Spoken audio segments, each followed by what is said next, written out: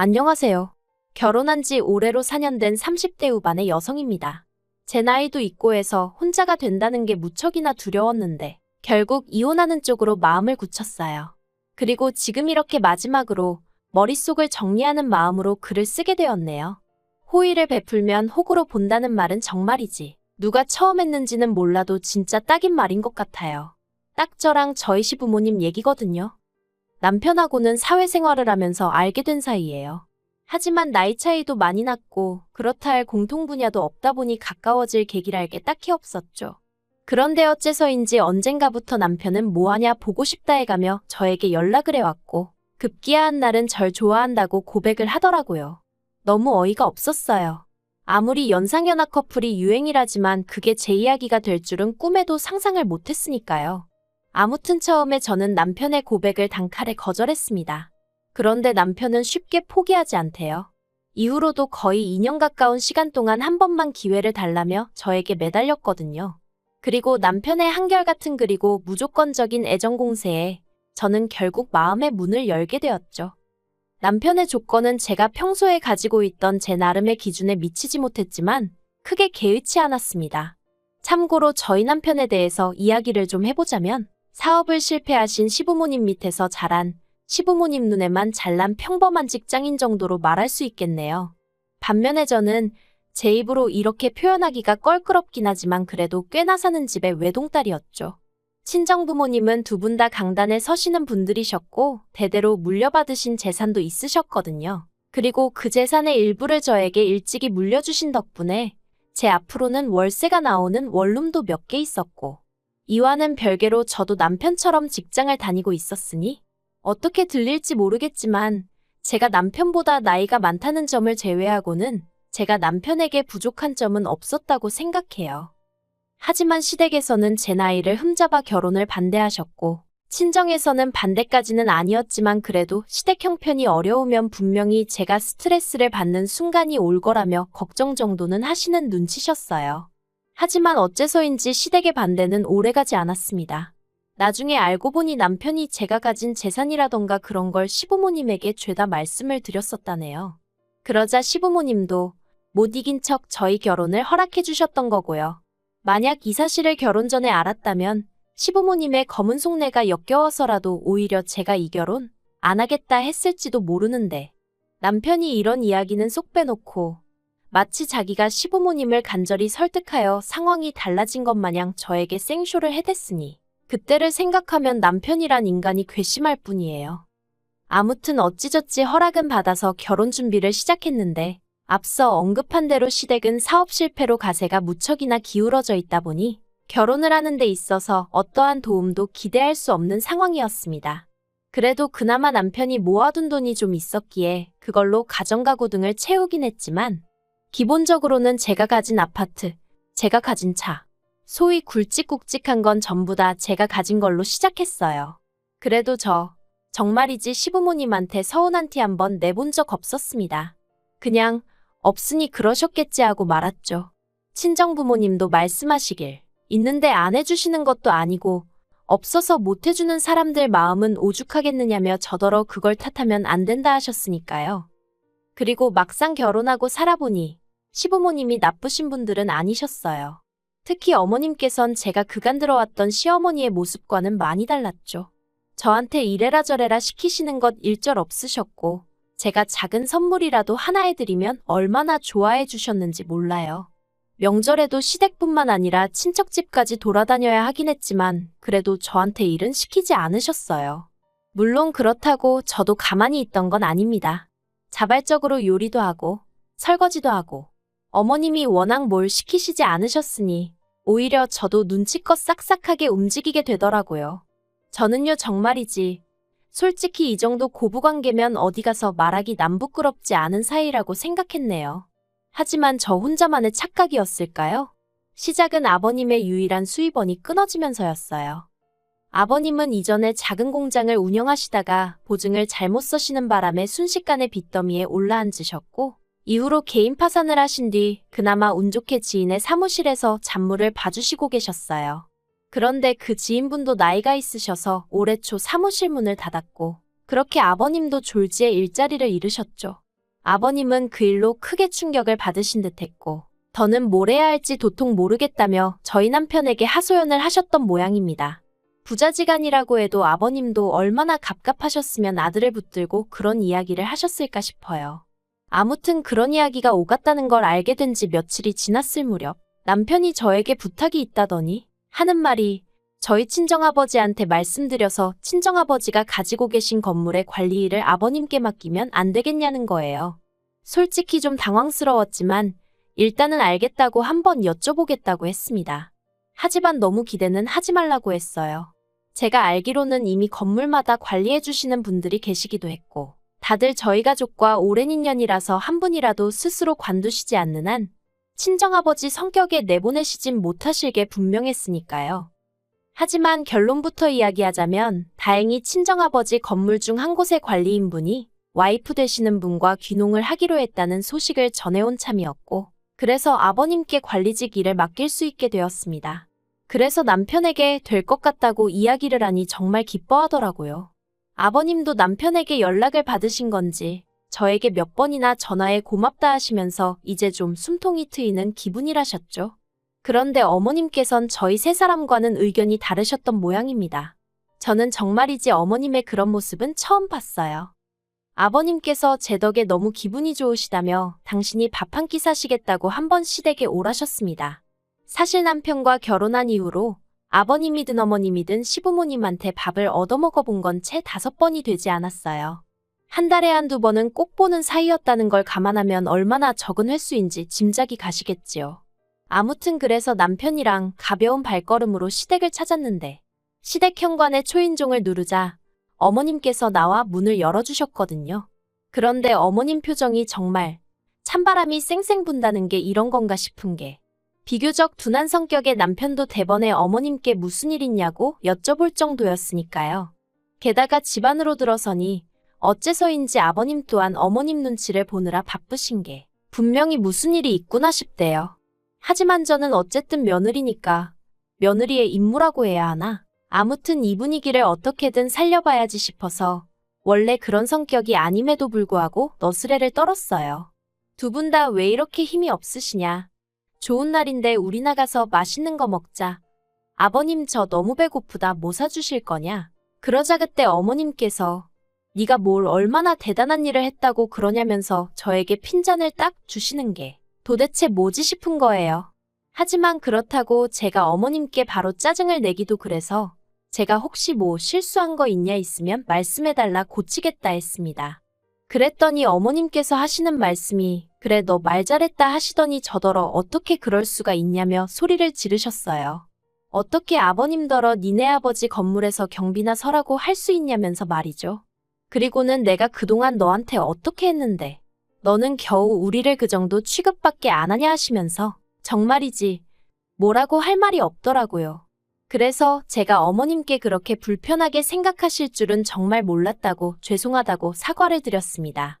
저는 남편이 먼저 말을 꺼냈고 아버님도 좋아하셨기에 잘 됐다고만 생각했는데 어머님 입장에선 그게 그렇게 느껴지셨다니 정말 죄송하다고 다 없던 일로 할 테니 노여움 푸시라 했죠.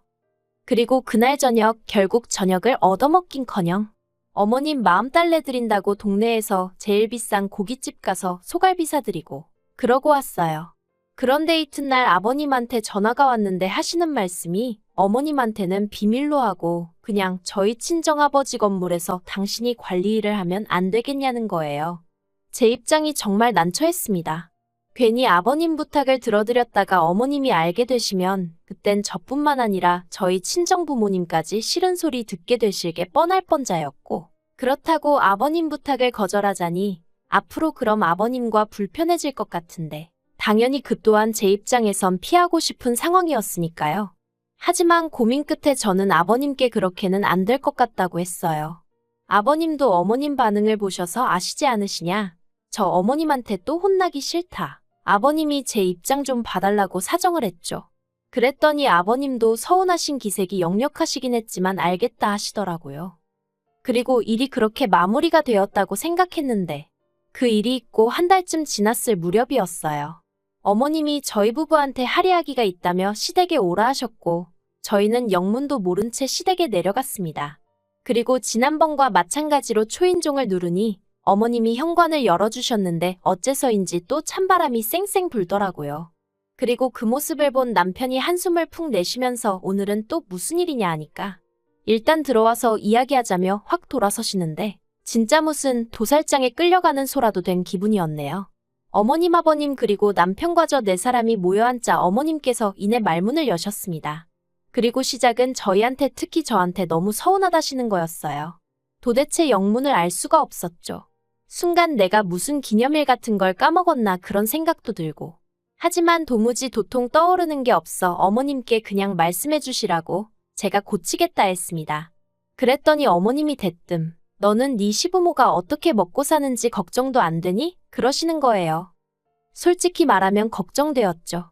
걱정이 되니까 친정아버지께 관리 일도 말씀드려봤던 거고 제 나름대로 신경을 써드렸던 거 아니겠어요. 그런데 어머님이 싫다고 하셨잖아요. 그런데 이제 와서 왜 걱정을 안 하냐고 짜증을 내시니 기가 막혀서 뭐라고 말씀을 드려야 하나 싶대요. 그래서 제가 아무 말도 안 했어요. 제가 안 하면 남편이라도 뭐라고 한마디 하겠지 싶어서. 그런데 남편도 아무 말도 안 하고 있으니까 어머님이 약이 오르셨던 건지 갑자기 눈물을 보이시며 저더러 너 그러는 거 아니랍니다. 내가 말은 안 했지만 너 맨날 네 부모랑 호텔 레스토랑만 다니면서 밥 먹는 거 안다고. 그런데 너 우리하고는 생전 그런데 가본 적 있냐? 너 지난번에 네 부모하고 유럽 여행 갔다 왔지 않냐 그래놓고 우리하고는 제주도 갔다 오지 않았냐? 솔직히 소름 끼쳤어요. 겉으로는 매번 괜찮다 괜찮다 하셔놓고 속으론 하나씩 전부 다 비교하고 계셨다는 거잖아요. 게다가 말이 나왔으니 말이지만 친정부모님과 좋은 식당에 다닌 건 사실이에요. 하지만 비용을 전부 친정부모님이 내셨으니 두 분 취향에 맞춰서 움직인 것뿐입니다. 여행도 마찬가지예요. 모든 경비를 친정부모님이 부담해 주셨고 저희는 기념품하고 시부모님 선물 살 때만 돈 썼어요. 참고로 유럽 여행에서 돌아올 때 어머님 명품백 사다 드렸고요. 그런데도 어머님이 계속해서 가족여행 다녀와서 좋았냐 어쨌냐? 하도 눈치를 주셔서 그래서 어머님 아버님 모시고 제주도라도 다녀오게 된 거예요. 그리고 이때 저희 시부모님 당연하다는 듯 저희 주머니만 바라보고 계셨는걸요. 그런데 그걸 그렇게 비교를 하고 계셨다니 어이가 없었습니다.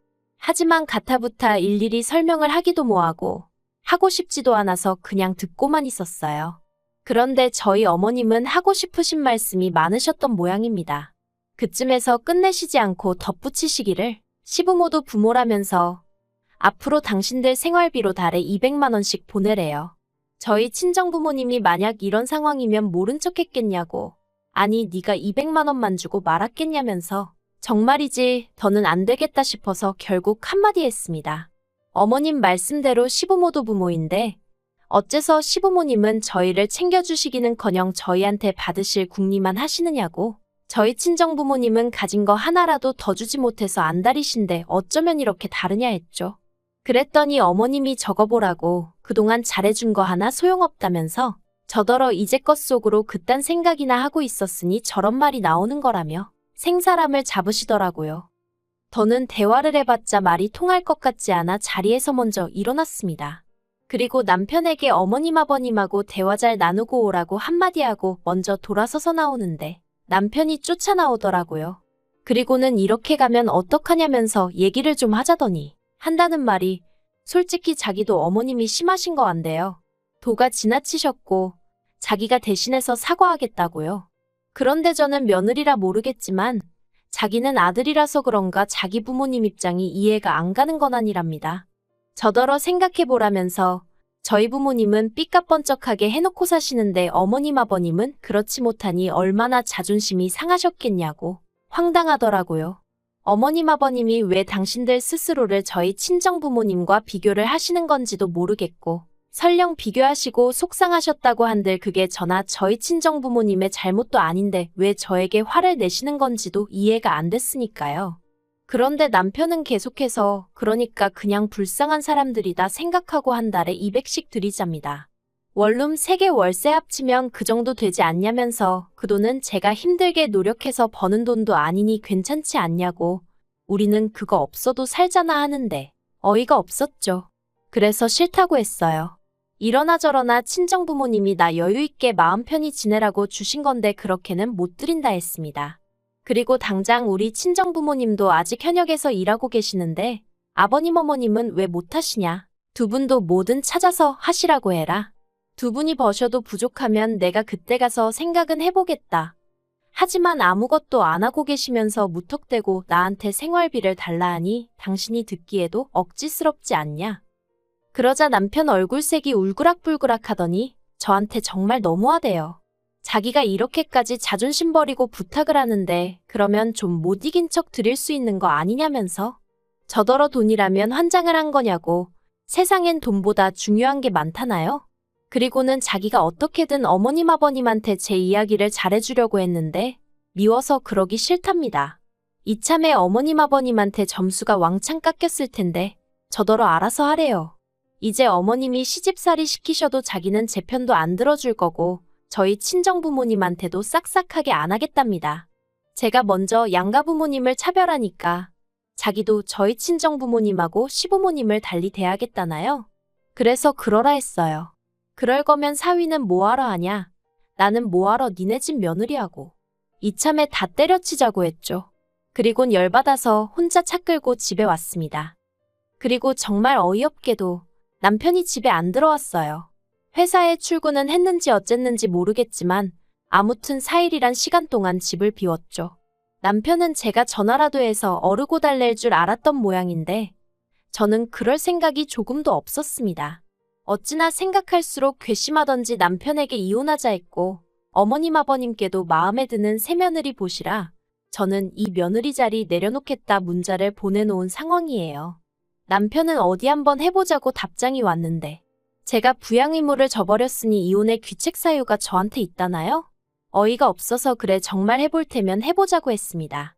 그렇게 자기 부모 안쓰러우면 지가 투잡스리잡을 뛰어서라도 생활비 대드리던가 왜 남의 부모님 재산으로 자기 부모 뱃속을 채우려 드는지 진짜 생각할수록 심보도 그런 심보가 없다 싶네요.